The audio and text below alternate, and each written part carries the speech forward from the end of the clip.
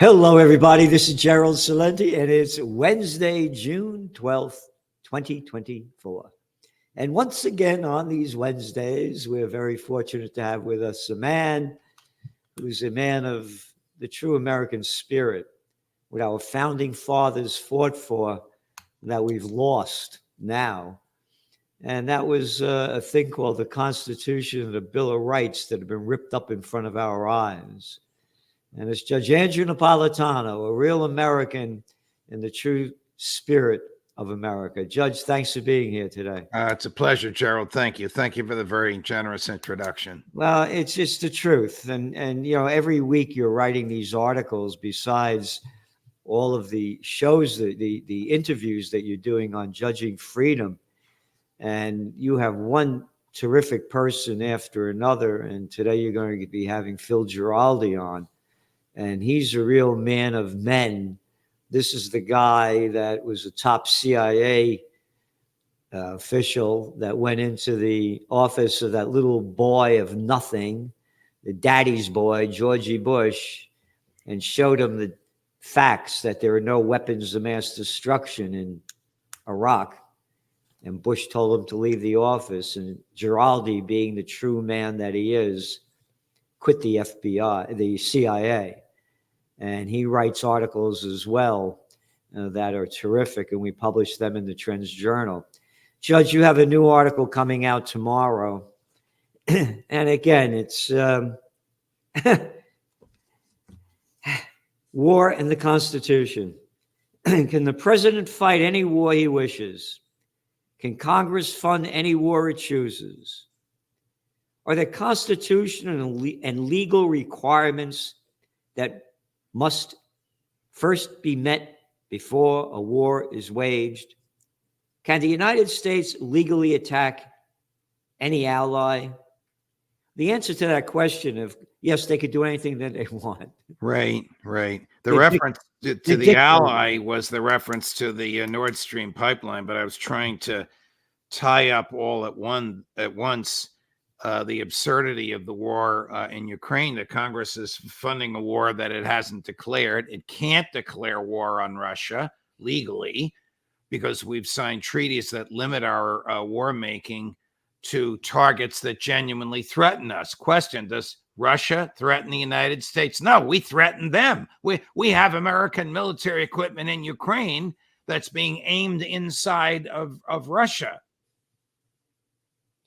And we have American military men and maybe women in Ukraine as well. Is that correct? Correct. You and I recently had a fabulous dinner with Scott Ritter, who, by the way, was also rebuffed by George W. Bush when Ritter, as the head UN weapons inspector, told the Bush administration, not Bush personally, as Phil Giraldi did, but told the Bush administration Saddam Hussein doesn't have any weapons of mass destruction, and they just dismissed what he did. And Ritter, being Ritter, went on national television and publicized what he found and publicized what he told them. But Ritter told you and me how we know there are American troops in Ukraine because the equipment that they're using requires a top secret security clearance in order to use them. And we can't give that top secret security clearance to Ukrainian troops. So we know American troops or American personnel, American human beings are there operating the equipment and aiming it. They may have a Ukrainian pressing the code on the computer to launch the projectile, but all the setup is done by Americans. So what do you expect Putin to do when the Americans are firing inside Russia?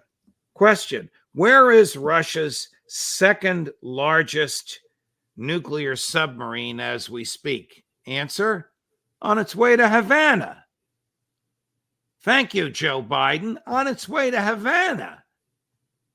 JFK was 43 years old during the Cuban Missile Crisis. Joe is 81. I don't know that he can deal with this. He can't deal with anything. And the little clown boy, by the way, he's got 5 draft deferments during the Vietnam War. Well, And he loved every war since. All these people that love wars don't go fight. well, like Lindsey Graham, they never met a war they didn't want somebody else to fight. Yeah, perfectly said. Never met a war that he wants someone else to fight. You go on with your article. You said these questions should be front and center in a debate over the U.S. involvement in Ukraine. And you go on and what you're just saying. Sadly, there's been no great national debate. Not only has there been no great national debate, you're not allowed on the mainstream media if you're against it. Correct. If you're for peace, you're prohibited.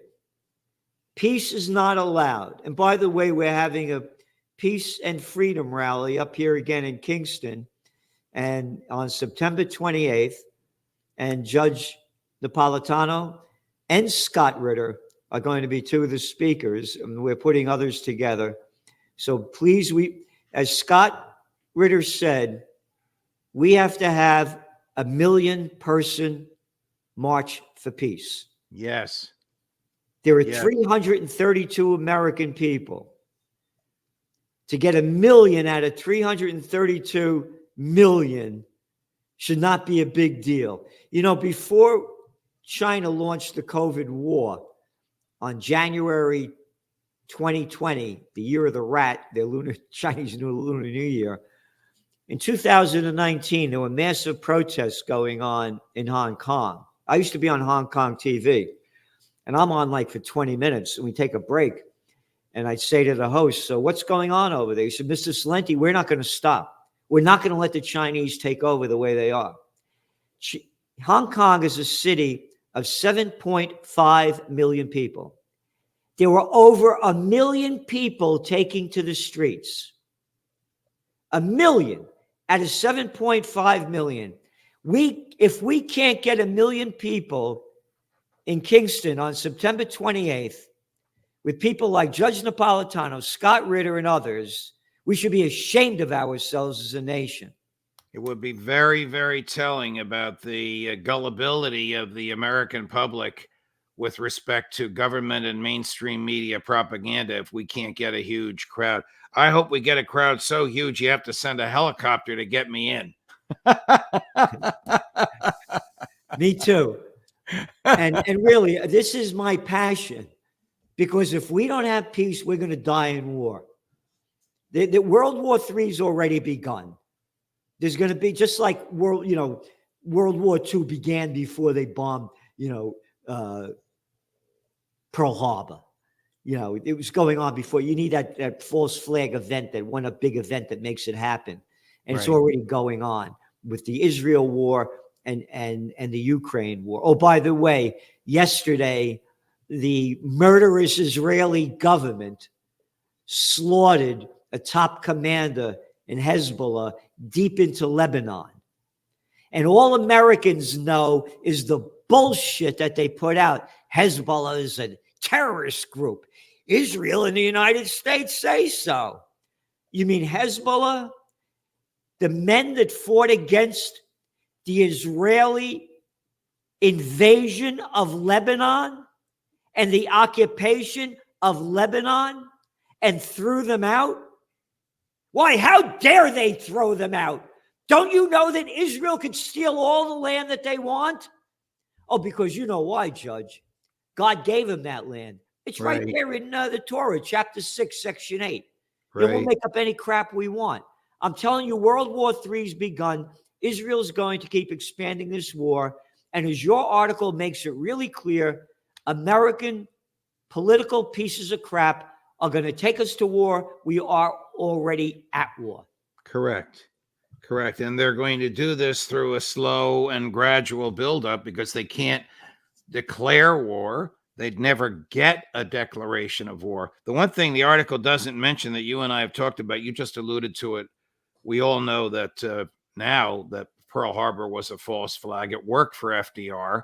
On December 6, 1941, 80% of the country was against U.S. involvement in the war in Europe. On December 8th, 1941, 80% of the country was in favor of it, just like 9/11. I mean, these things change public opinion radically. It wouldn't surprise me if there is a false flag. And if there is one, it's going to be pretty soon because Joe needs it in time to affect the outcome of the election. And with early voting this year, this false flag, if it comes, is going to come very, very soon. It might even come before the Democratic National Convention, which right now is the first week in August. You know, they had a huge anti-war rally in Hungary, in Budapest. Oh, enormous. Yeah, it was on June 1st. Some 250,000 people. Never made the American news. Every gun that is made, every warship launched, every rocket fired signifies in the final sense a theft from those who hunger and are not fed, those who are cold and are not clothed. The world in arms is not spending money alone. It's spending the sweat of its laborers, the genius of its scientists, the hopes of its children. This is not a way of life at all in any true sense. Under the clouds of war, it is humanity hanging on a cross of iron. Sounds like Eisenhower. Yeah, that's right. Hmm. 5-star general. Right. Supreme commander of the Allied forces in World War II. Two-term president warning the American people that the military-industrial complex is robbing the nation of the genius of sciences, sweat of the laborers, and the future of the children. And here we are, America rotting in front of everybody's eyes. The roads are rotten. The bridges are rotten. The country is rotting in front of us. You like all those homeless people? Nah, you like all the migrants flooding over here that we're paying for. Look at the country's rotting in front of our eyes. And I don't know that this would change even under Trump. I believe he'd be as bellicose as Biden. You know, his son-in-law wants to develop Gaza into multi-million-dollar beachfront property. You think Trump would stop him from doing it? Again, Trump just got what? Another $25 million from Sheldon Adelson's wife. Sheldon Adelson, the guy that was the casino guy in Las Vegas, that gave Trump $100 million in his 2020 campaign. The Trump, because of Sheldon Adelson, that moved the United States Embassy from Tel Aviv to Israel. To Jerusalem, yeah. To Jerusalem, thank you.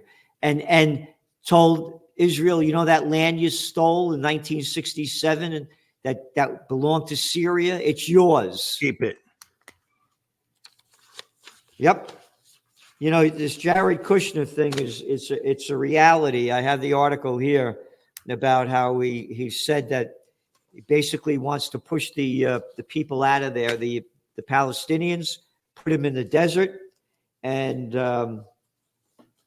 rebuild the area. Yep. So it's a fact. I had it here somewhere, but anyway, we wrote about it in detail in the Trends Journal. And so they're going to take us to war. And Judge, your article here is so important. Under the Constitution, only Congress can declare war on a nation or group. The last time it did so was to initiate American involvement in World War II. But Congress has given away limited authority to presidents and permitted them to fight undeclared wars. Example of this is George Bush's disastrous and criminal invasion of Afghanistan and Iraq and the War Powers Resolution of 1973. Tell us about the War Powers Resolution. This allows the President of the United States to fight any war he wants against any adversary that he wishes for 90 days without congressional approval or even notice to Congress. Then after 90 days, he's got to give notice. Then after the second 90 days, that is a total of 180 days, Congress can consent or not consent. It's basically a blank check to allow him to do what he wants. What's insidious about this is the Gang of Eight, the Congress within the Congress. The president can fight a secret war and give secret notice to the Gang of Eight, which is the chair and ranking members of the House and Senate Intelligence Committees and the leaders of each of the two parties in the House and the Senate. He can give secret information to them. They can't share it. They can't tell the press. The senators in that committee can't tell the other senators. The representatives in that committee can't tell the representatives. So 9 people, the Gang of Eight and the president, can fight all the secret wars they want, spend all the money they want, engage all the troops they want, kill all the foes they want, allow all the Americans to be slaughtered that they want without the American people or the Congress knowing about it. That's how perverse this War Powers Resolution is. Congress passed it over President Nixon's veto in 1973. You know, here's the cover of this week's Trends Journal, and it says it all what this country's come into. USSA, United Soviet States of America, freedom, F you, political parasites in charge. And that's what we become.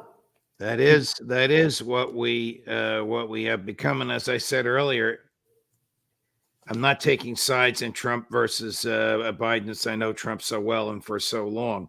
It's just that the culture in government, the uniparty, war party, surveillance party, military, industrial, congressional, banking, pharmaceutical, think tank, academic complex, that milieu, that mindset, which occupies, commands, and controls 3/4 to 4/5 of the Congress, and whoever is in the White House will have its say. My friend, Congressman Thomas Massie, who's basically the Ron Paul of the House of Representatives today, told Tucker Carlson something 2 days ago that was astounding to me. I didn't know this. Every member of Congress has a handler assigned to him by AIPAC, and that person monitors how the member votes, what the member says, and reminds the member regularly, consistently, and systematically what AIPAC's wishes are. Now, Massie doesn't accept any money from AIPAC. They can't stand him. But he told us that this is a procedure that's been in place. I had never heard this before. Oh, you look at the data coming out about all the money that AIPAC and the Israeli lobbyists are pushing into the system, and the people that they're going after that are against the Israeli genocide war. This is a foreign government infiltrating the American government. AIPAC is foreign agents, many of whom are Americans. They don't have to register under the Foreign Agent Registration Act. People get prosecuted for failure to do that, but there's an exception for AIPAC. Gee, I wonder why, because AIPAC funds 90% of the Congress. Here's the article, by the way. Jared Kushner, former President Donald Trump's son-in-law, described waterfront property in the Gaza Strip, quote, as valuable. Quote, it's a little bit of an unfortunate situation there. Little bit. Yeah. Oh, by the way, yesterday, UN reports accuse Israel of extermination, crimes against humanity. Oh, a little bit of an unfortunate situation. Extermination and crimes against humanity. He goes on to say, but from Israel's perspective, we got this little slime ball, this little boy of nothing, a little daddy's boy. You know, Netanyahu, when he comes to America, stayed with old man Kushner, right? Oh, the Kushner that was brought up on charges that Donald Trump gave a free ride to when he was president. Yeah, that Kushner family. He goes on to say,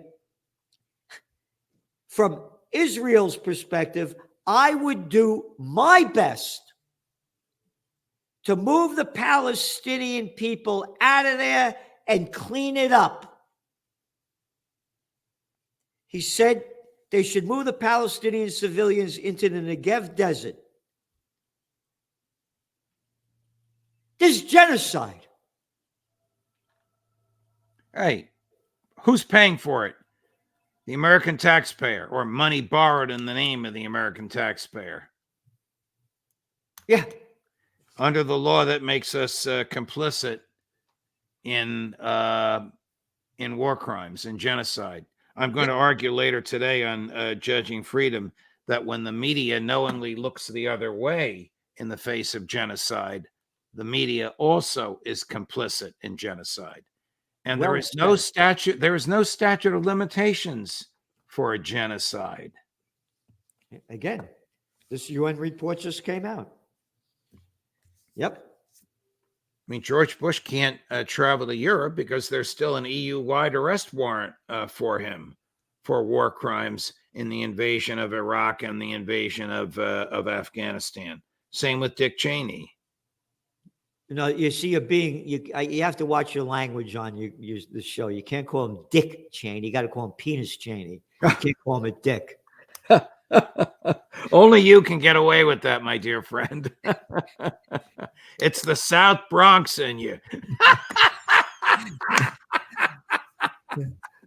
This goes on to say this UN regarding Israel's action. The commission said widespread, systematic attack directed against the civilian population in Gaza. The commission found that the crimes against humanity of extermination, murder, gender persecution targeting Palestinian men and boys, forcible transfer and torture, and inhuman and cruel treatment were committed.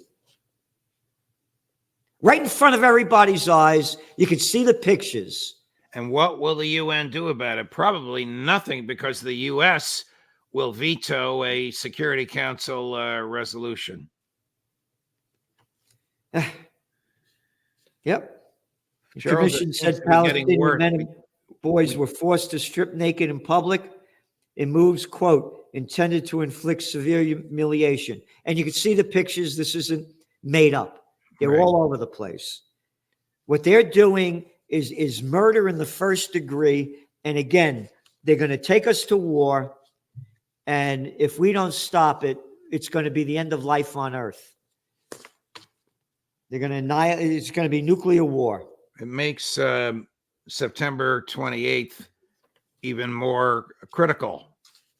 And it's right at the heart of, well, we picked this date. No holding back. We picked this date to be at a critical point in the campaign. We picked this date when we didn't even know who the nominees would be. So it's a very, very important weekend. Well, again, you're the one, you suggested it, and you're 100% right that we should do this running up to the election, because that's going to be a very critical time. Our lives are on the line. Again, this country's going down in front of our eyes. You got a bunch of little slime ball nothings. Again, political parasites, little Chucky Schumer, Mike Johnson, Lindsey Graham, one clown out of shit. You end this by saying, has Russia threatened the United States? No. What grave acts have the Russian military committed against the U.S.? None. What is Biden's objective? You say he won't say. Does Congress uphold the Constitution? Does the president? The answers are obvious. We have reposed the Constitution for safekeeping into the hands of those who ignore it. The consequences are death, debt, and the loss of personal liberty. You are 100% right on target. And where is the outrage? Without a draft, there is no outrage. I don't want to be cynical, but that probably provoked the media during the Vietnam War to be adverse to the government. It's far better for human freedom when the media is adverse to the government, because when they do their job, they do their investigative reporting. Right now, the only people that do it are the Gray Zone and Cy Hirsch and Aaron Mattei and Max Blumenthal. But all the big bucks are devoted, with the alphabet lettered media and the remaining newspapers, to supporting whatever the government propaganda is. So what's going on with the media? What's your take and why it's happened and how it changed? I guess it's A, because there is no draft, and B, because of who owns the media, the same donor class that wants this war in Gaza to be financed by the American taxpayer and unimpeded by any sense of morality. Unimpeded by any sense of morality. Morality's gone. It's become a dirty word. Everybody got to read this article. It's going to come out tomorrow. And go to Judging Freedom. The guests that he have on, the men and women he has on, are real fighters for freedom, truth, peace, and justice. And what he's giving the people, what Judge Napolitano is giving the people, and the people on his show, it's in the true American spirit. And again, we have to unite for peace, or else we're going to die in war. It's right in front of our eyes for all to see. Tomorrow I have John Mearsheimer and Pepe Escobar. Wow. Yeah. Matter of fact, there's an article that just came out. I haven't read it yet, from Pepe Escobar that I just printed it out. Boy, he's a real fighter. Oh, yes, he is. Yes, he is. He was supposed to be with us in Russia. I mean, he was there, but Ritter and I never made it. Oh, that's what he wrote about. He wrote about what happened in that economic conference, right, in St. Petersburg. Right. He has a whole detailed list about it, and he's great. He's a real man, as the rest of the people. Send me the article, would you? I should read it before I interview him. Pepe Escobar, the 3 key messages from St. Petersburg to the global majority. In the year of the Russian presidency of BRICS, the St. Petersburg International Economic Forum had to deliver something special, and deliver it did. Over 21,000 people, representing no less than 139 nations, discussing every facet of the drive towards a multipolar, polycentric world. St. Petersburg, beyond all the networking and frenetic deal-making, $78 billion worth clinched in only 3 days, crafted 3 entwined key messages already resonating all across the global majority. And he goes through the messages and says how important they are. Well, I'm dying to meet him and looking forward to the interview. And thanks for everything you do, Judge, and we'll see you next week. All the best, Gerald. Thank you.